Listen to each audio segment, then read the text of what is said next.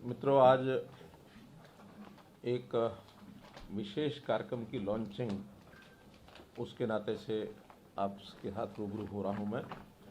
आपको जैसे मालूम है, हमने एक कार्यक्रम शुरू किया था, परिवार पहचान पत्र, जिसकी सर्वदूर उत्सुकता भी है, जानकारियां भी लोग ले रहे हैं, जिनको पता लग रहा है उसकी सराहना भी कर रहे हैं कि हरियाणा के हर परिवार का जो डाटा है वो हम योजनाओं को, लोगों के हित के लिए जो भी योजनाएं बनती हैं उन योजनाओं को बनाने के लिए उसका उपयोग करेंगे और हर किसी की आवश्यकताएं, हर किसी की क्षमताएं, आवश्यकताओं की पूर्ति के लिए सरकार योजनाएं बनाएगी और क्षमताओं का उपयोग कैसे किया जाए इसकी भी हम योजना बनाएंगे। प्रधानमंत्री जी ने ये कहा कि सबका साथ, सबका विकास, सबका विश्वास और सबका प्रयास, उसी के अंतर्गत ये सब योजनाएं हैं। तो अभी जो उसमें एक योजना जो हमने घोषित की है, मुख्यमंत्री अंत्योदय परिवार उत्थान योजना, उसका हेतु ये है कि अपने समाज के जो परिवार कम आय वर्ग के हैं, जिनको हम सामान्यतः भाषा बोलते हैं गरीबी रेखा के नीचे हैं, ऐसे परिवारों की आय के साधन कैसे बढ़ाए जाए। क्योंकि नौकरियों के बारे में हमको सबको विदित है कि हर किसी को नौकरी उपलब्ध कराना ये शायद कठिन काम होता है। उसमें जो सिस्टम से आएंगे उनको नौकरी मिलेगी, लेकिन जो रह जाते हैं उनको भी परिवार में कम से कम इतनी आय अवश्य हो जाए कि वो अपना जीवन यापन ठीक से कर सकें। हमने जो सर्वे कराया है उस सर्वे में 50,000 रुपया वार्षिक आय से भी नीचे के परिवार हैं, 1 लाख रुपया वार्षिक आय के भी नीचे के परिवार हैं। अभी 2 ही श्रेणियां हैं जिनको हमने अपने इस टारगेट में लिया है कि 1 लाख रुपए तक की आय के जो परिवार हैं उनको अवसर दिला करके कम से कम उनकी आय डबल हो जाए। 50,000 से नीचे के कोई 38,000 परिवार हैं, उनको 1 लाख तक कैसे पहुंचाया जाए, और 1 लाख से नीचे के हैं उनको 2 लाख तक कैसे पहुंचाया जाए। अर्थात हमारा जो 1,80,000 रुपये का ऑर्बिट है उससे पार किया जाए, बाहर किया जाए।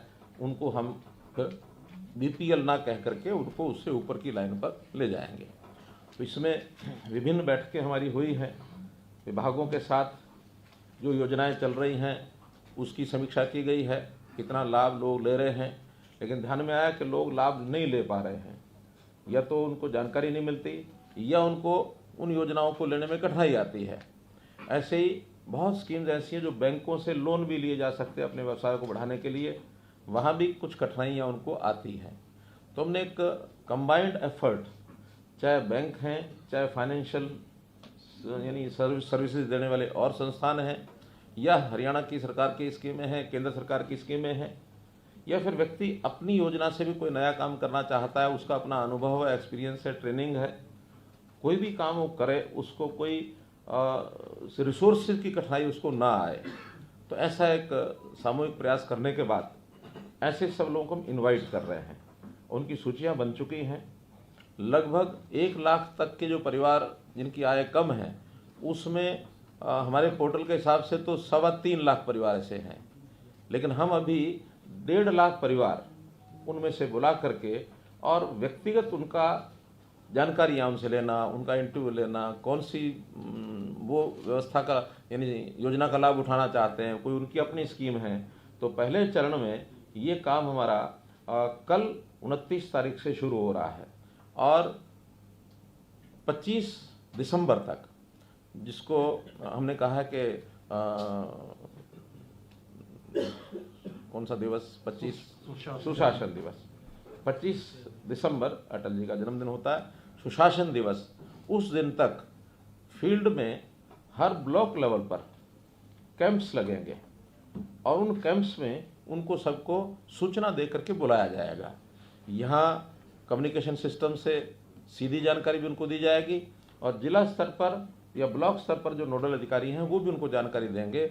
एक स्थान पर सब लोग आएंगे प्रातःकाल 10 बजे से लेकर के सायंकाल 5 बजे तक, या जिन लोगों को बुलाया है उनके सबके जब तक इंटरव्यू नहीं होते तब तक वो कार्यक्रम चलेगा।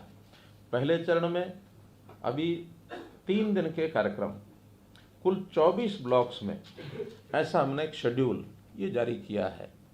24 स्थान हैं लेकिन उसमें किसी किसी स्थान पर 2 दिन, किसी स्थान पर 3 दिन भी, जहाँ की संख्या ज़्यादा है, क्योंकि एक दिन 500-600 लोगों से ज़्यादा वहाँ उस मेले में बुलाएंगे तो अव्यवस्था होगी। तो जहाँ संख्या ज़्यादा है वहाँ 3 दिन, 2 दिन में पूरे तो 2 दिन, और जहाँ कम संख्या है 1 दिन में उन ब्लॉक्स में इसको लगातार चला करके पूरा करेंगे। तो ऐसे 24 स्थानों का शेड्यूल ये आपको जारी कर दिया गया है। आपको दे दिया ना पत्र? हाँ, तो उस हिसाब से उन स्थानों का हमने चयन किया है। स्थान 24 जो हैं, कोशिश की है कि हर जिले में कम से कम एक ज़रूर हो जाए। अम्बाला कैंट है, भिवानी, फिर फरीदाबाद कॉरपोरेशन है, फतेहाबाद एमसी है, जाखल, फिर फर्रुखानगर, गुरुग्राम, सिसाई, हांसी और बास, जज्जर, जींद, कैथल, कुंजपुरा, थानेसर, नारनौल, नूंह, पलवल, कालका, पानीपत, बावल, रोहतक, सिरसा, गोहाना, बिलासपुर। तो ये कुछ स्थान हैं जहाँ पर ये सारे कार्यक्रम किए जाएंगे। इन स्थानों पर नोडल अधिकारी बना दिए गए हैं। एक प्रदेश स्तर का कोई भी IAS, IPS, IFS ऐसा अधिकारी वहाँ जाएगा। एक बार जिला स्तर पर भी नोडल अधिकारी DCs ने तय करके नाम भेजे हैं, वहाँ जिले में भी जो लोग हैं एक एक अधिकारी वो रहेगा। कुछ जो जनप्रतिनिधि हैं उनको भी सूचना हुई है, अपने अपने क्षेत्र में जो जनप्रतिनिधि भी जाना चाहे तो वो भी वहाँ जाएगा, दिन भर रहेगा। सोशल वर्कर, सोशल संस्थाएं जो इन कामों में सहयोग कर सकती हैं, ऐसी भी सूचना उनको दी गई है, वो भी ले जा करके कोई योजना में, क्योंकि जिस प्रकार के लोग आएंगे कई बार अपनी बात को ठीक से वो एक्सप्रेस नहीं कर पाते हैं, पढ़ाई लिखाई भी कम है, उनको योजनाओं का पता भी नहीं है, तो ऐसी सारी योजनाओं की सहायता करने के लिए इस प्रकार के सब लोग वहाँ उपस्थित रहेंगे। हमारी जो लोकल कमेटीज हमने बनाई हैं उनको भी सूचना दी गई है कि उनके लोग भी वहाँ उनके साथ रहें। अर्थात ये दिन भर एक मेला होगा। भले लाभार्थी यानी अपेक्षित जो हैं वो तो 500-600 ही हैं, लेकिन उनके साथ आने वाले लोग, सामाजिक कार्यकर्ता, फिर ये सेटअप के जो लोग हैं, कुल मिलाकर के शायद 500 की अगर जगह 1000 भी आ सकते हैं। तो दिन भर वो एक मेला टाइप ये कार्यक्रम होगा। प्रयोग है, इस प्रयोग में पहले 3 दिनों में कितनी हमें सफलता मिलेगी, कितनी हमको कठिनाइयाँ आएंगी, कितने नए सुझाव आएंगे, उनको भी साथ साथ हर दिन वहाँ से जो इन्फॉर्मेशन आएगी, फीडबैक आएगा, उसके हिसाब से नई चीज़ें क्या करनी हैं। तो इस 3 दिन के बाद नया शेड्यूल 1-2 दिन का गैप डाल करके फिर जारी किया जाएगा, ताकि इन सब को हम 25 दिसंबर तक पूरा कर सकें। 180 के आसपास ये सब स्थान हैं जहाँ ये सब कार्यक्रम जो हैं किए जाएंगे। कुल कार्यक्रमों की संख्या तो ज़्यादा हो जाएगी, क्योंकि एक स्थान पर एक से ज़्यादा कार्यक्रम जैसा मैंने बताया वो भी होंगे। तो इस प्रकार से ये कार्यक्रम बनाया गया है। वहाँ पर व्यवस्थाएं सारी बता दी गई हैं, उनको डिस्ट्रिक्ट एडमिनिस्ट्रेशन और ब्लॉक लेवल के जो लोग हैं उनको सब व्यवस्था बता दिए गए हैं। ADCs, DCs के साथ डिटेल्ड एक मीटिंग भी हुई है, और उनके साथ वीडियो कॉन्फ्रेंस भी हुई है। उनको SOP बना करके जारी भी कर दिया गया है कि डिस्ट्रिक्ट एडमिनिस्ट्रेशन ने क्या करना है, विभागों ने क्या करना है, बैंक से क्या अपेक्षा है, और जो बेनिफिशियरी, संभावित बेनिफिशियरी है, उससे क्या क्या जानकारी लेनी है। बहुत सी जानकारियां तो परिवार पहचान पत्र में ले ली गई हैं, लेकिन उसके अतिरिक्त व्यवसाय के नाते, काम के नाते, इनकम बढ़ाने के नाते उनसे भी पूछताछ की जाएगी। जो योजनाएं सारी आपको एक पत्रक और दिया गया है जिसके अंदर योजनाओं का उल्लेख है सब, और इस योजनाओं में मैं अभी पढ़ रहा था, योजनाएं तो 50 से ऊपर लिखी हैं, लेकिन कुछ ऐसी हैं जो शायद व्यक्ति के लिए नहीं हैं, ग्राम के लिए हैं, बस्ती के लिए हैं, विभागों के लिए हैं। तो व्यक्तियों के लिए लगभग 42 योजनाएं ऐसी हैं जिसमें से व्यक्ति अपनी इनकम बढ़ा सकता है।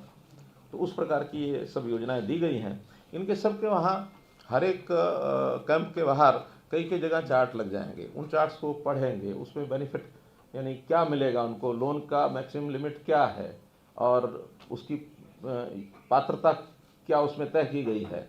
अलग अलग वर्गों के लिए, जैसे SCs के लिए कुछ योजनाएं हैं, BCs के लिए योजनाएं हैं, महिलाओं के लिए हैं, दिव्यांगों के लिए हैं, गरीबी के हिसाब से कुछ हैं, कृषि की अलग हैं, उद्योग की अलग हैं, लघु उद्योग जो है MSME उसकी अलग हैं, और स्किलिंग की योजनाएं अलग हैं। 3 महीने का स्किलिंग का कोर्स करने के बाद उनको कोई ना कोई व्यवसाय करने में आगे कैसे सुविधा मिलेगी।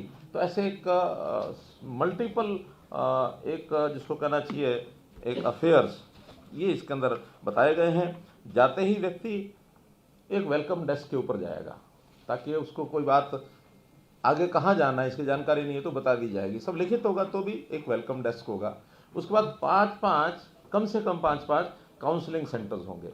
वो किसी भी एक काउंसलिंग सेंटर पर जाएगा, सब जानकारियाँ ली जाएंगी, उससे पूछताछ की जाएगी कि किस प्रकार का काम वो कर सकता है। कोई व्यक्ति खेती से जुड़ा कर सकता है, कोई पशुपालन की दृष्टि से कर सकता है, कोई मशरूम के नाते से कर सकता है, कोई दुकान बना सकता है, कोई सरकारी योजनाओं में योजना उसका लाभ उठा सकता है। तो उसी हिसाब से उन काउंटर्स पर भेजा जाएगा। उन काउंटर्स पर डिटेल्ड 5-6 लोग रहेंगे, डिटेल्ड एक जानकारी उससे लेकर के उसको रिकमेंड किया जाएगा कि हाँ ये काम ये कर सकता है। एक की बजाय 1, 2, 3 भी बताए जा सकते हैं, लेकिन 3 में से भी कोई कर सकता है। वो फिर बैंक्स के काउंटर्स होंगे। उन बैंक के नोडल जो बैंक होंगे उस क्षेत्र के, कहीं 5 हैं कहीं 6 हैं, ऐसे बैंक्स के सबके अपने अपने काउंटर होंगे। वो फिर बारी बारी से उनको भेजेंगे। अगर उस सामने वाले का कहीं बैंक अकाउंट है तो उस पर भेजा जाएगा, नहीं है तो किसी को भी काउंटर पर भेजा जाएगा। वो बैंक वाला उस सारे पत्रक को देख करके, और बैंक्स को हमने कहा है कि जहाँ कोई गारंटी की ज़रूरत नहीं है तो कोई गारंटी आपने पूछनी नहीं है। बहुत सी योजनाएं ऐसी हैं केंद्र सरकार की ओर से तय की गई हैं, बैंकों ने मानी हुई हैं कि इसकी कोई हमने कोलेटरल नहीं लेना, गारंटी नहीं लेनी है। केवल उसकी योग्यता ठीक होनी चाहिए, वो काम ठीक प्रकार से कर सकता है, ताकि एक विश्वास है कि वो अर्न करेगा और बैंक को वापस करेगा। अगर उसमें इतनी योग्यता ही नहीं है तो शायद बैंक वाले उसको रिफ्यूज़ करते हैं। लेकिन वो सारा काम चूँकि हमारे डिपार्टमेंट सब उसमें जुड़े हैं, उसकी काउंसलिंग कर रहे हैं, और इतनी छलनी जो सारे सिस्टम के अंदर से निकाले जाएगी उस सारे विषय को, तो बैंक्स को सुविधा हो जाएगी। फिर बैंक्स को हमने कहा कि नहीं, जो हमने तय किया है या जो हमने रिकमेंड किया है उसमें से कोई ना कोई एक काम का लोन आपने देना ही है। कुछ स्कीम्स ऐसी हैं, नई स्कीम्स मानो बन सकती होंगी, तो उसका अगर बैंक्स की ज़रूरत होगी तो उसका जो गारंटी है, बैंक गारंटी, वो यानी गवर्नमेंट गारंटी देगी, ताकि कल को डिफ़ॉल्ट हो जाता है कोई एनपीए ना हो, ताकि वो गवर्नमेंट की ओर से भी दिया जा सकता है। गवर्नमेंट के पास बहुत सी स्कीम्स ऐसी होती हैं जो हम ग्रांट भी देते हैं। तो हम ये सारी चीज़ें उसमें सब करने के बाद और उनको वहाँ भेजेंगे। दिन भर का ये मेला चलेगा। हर 2-2 घंटे के लिए एक उनके स्लॉट बना करके सूचना दी गई है। अगर मैंने 500 लोग बुलाए हैं तो 2 घंटे में मानो 250 लोग बुलाए, या 100 लोग बुलाए, अगले 2 घंटे में 100 नहीं, मानो 4 स्लॉट बनाए होंगे तो 180 के लगभग दिए हमने। तो उस हिसाब से 3 बजे तक का समय दिया ताकि 5 बजे तक समाप्त हो जाए। ऐसे 2-2 घंटे के स्लॉट बना के दिए हैं। अब ये सारी प्रक्रिया होने के बाद में जाते समय एक काउंटर और रखा हमने फॉर्म जमा कराने का। एक फॉर्म रहेगा इसके साथ, वो फॉर्म सब जगह अपने अपने कमेंट्स सबने लिखने हैं, लिख करके बैंक वाले भी लिखेंगे, और लास्ट में जो उसका फॉर्म जमा कराने का काउंटर, क्या नाम दिया उसका, फॉर्म सबमिशन डेस्क, वहाँ वो सबमिशन करेगा, अपने साइन करेगा और चला जाएगा।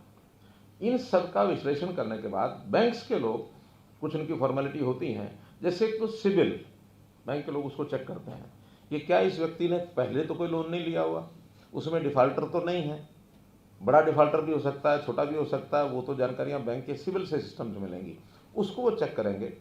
अगर उसमें कोई छोटा मोटा फॉल्ट है तो कल को सरकार को कोई योजना बनानी होगा, बनाएंगे। लेकिन ये सब अगले 10 दिन तक बैंक की प्रोसेस चला करके उसमें निर्णय लेकर के, जब ये 25 तारीख तक कंप्लीट हो जाएगा सब, तो जनवरी में इनके सबके सेकंड कैंप लगेंगे, और सेकंड कैंप में जिनके लोन सैंक्शन उनको लोन दे दिया जाएगा। जिनकी कठिनाई होगी उस कठिनाई को दूर करने की कोई स्कीम सरकार को बनानी होगी वो बनाएंगे, या कोई नई योजना अगले को देनी होगी। कोई मानो लगता है हमें भी इसको लोन देने की बजाय इसको तो कोई छोटा काम किसी प्राइवेट इंडस्ट्री के साथ ही लग करके काम कर सकता है, इसको सैलरी मिल जाए, या इसको अनपढ़ ही है, बिल्कुल मजदूरी का ही काम कर सकता है, तो मनरेगा का अंदर काम उसको दिलाया जा सकता है। तो बैंकों के अंदर कोई डिफ़ॉल्ट इस प्रकार का मिलता तो उनको बिना लोन के भी उनकी इनकम कैसे बढ़ सकती है, इसकी योजना बनाई जाएगी। लेकिन जनवरी में इन सबको लोन दे दिए जाएंगे। तो इस सारे चरण में अभी 1.5 लाख परिवारों को बुलाया गया है। 1 लाख परिवारों को सहायता ज़रूर हो जाए, मानो 50,000 का एक छोड़ भी दे इस प्रकार के लोगों का जिनकी सहायता नहीं हो पाएगी, तो 1 लाख का ये पहला टारगेट इस 2 महीने के चरण में पूरा करेंगे, और उसके बाद फिर सेकंड फेज में बाकी जो लोग बचे उनको लिया जाएगा। तो इतना ये एक कार्यक्रम है आपको बताने के लिए। और इसमें आपको लगता है कि कोई सुझाव है, कोई बात ऐसी है जो पूरी नहीं हुई है, उसमें अधूरी रह गई है, या कोई आपको लगता है उसमें और कुछ जोड़ा जा सकता है? सर इसमें बोलिए। एक विषय ये है, जैसे लास्ट ईयर और कोरोना का गया है, मतलब